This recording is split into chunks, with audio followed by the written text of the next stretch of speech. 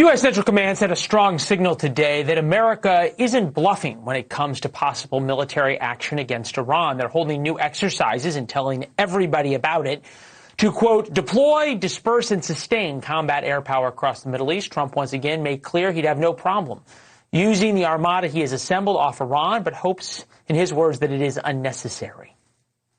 There's another beautiful armada floating beautifully toward Iran right now. So we'll see. I hope they make a deal. I hope they make a deal. They should have made a deal the first time. But there was a twist. Today, one of our strongest allies in the region, after a phone call between the Saudis and the Iranians, the Crown Prince of Saudi Arabia said his country's airspace is off limits for any proposed attack on Iran. John Hanna, former national security advisor to Vice President Dick Cheney, Elika Laban, Iranian activist and attorney, is with us. John, I'll know you understand. Ladies first. Elika, do we want to deal with Iran?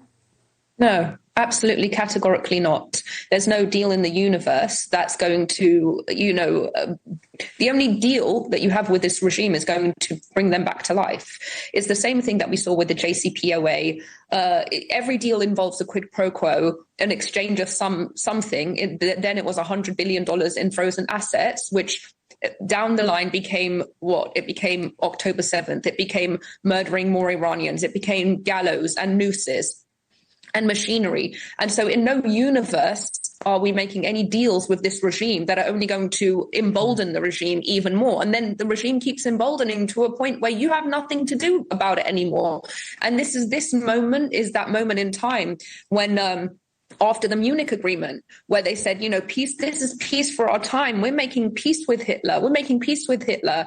And then Hitler invaded Poland, and then the worst world war with 50 million, however many dead. Right. So I think what you're saying, right, why throw them a lifeline when they're clearly on the ropes? Right. So, John, this is what I can't figure out. With friends like the Saudis, who needs enemies?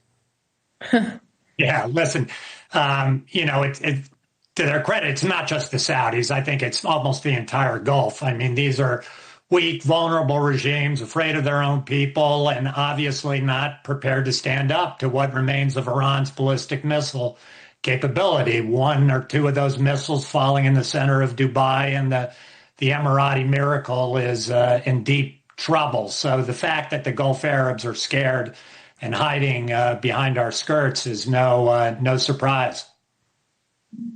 I don't think that it's just about fear, if I'm being honest with you. I think they are benefiting from the fact that Iran is so heavily sanctioned that the world has to go through other oil revenues, and they benefit. They benefit when the regime is sanctioned, and they take the fallout from that. There's an economic interest in leaving Iran in this condition where the regime is in power and it's heavily sanctioned, and oil has to come from other places such as theirs. Always follow the money. And the desire to stay in power, and those two things have been married. We're looking at pictures from what was some of the protests in Iran, and then obviously the hundreds, if not thousands, of body bags in every city that have piled up. The one key here, or missing part, has been the Israelis. Prime Minister Netanyahu spoke today. In the War of Independence, we achieved great accomplishments together.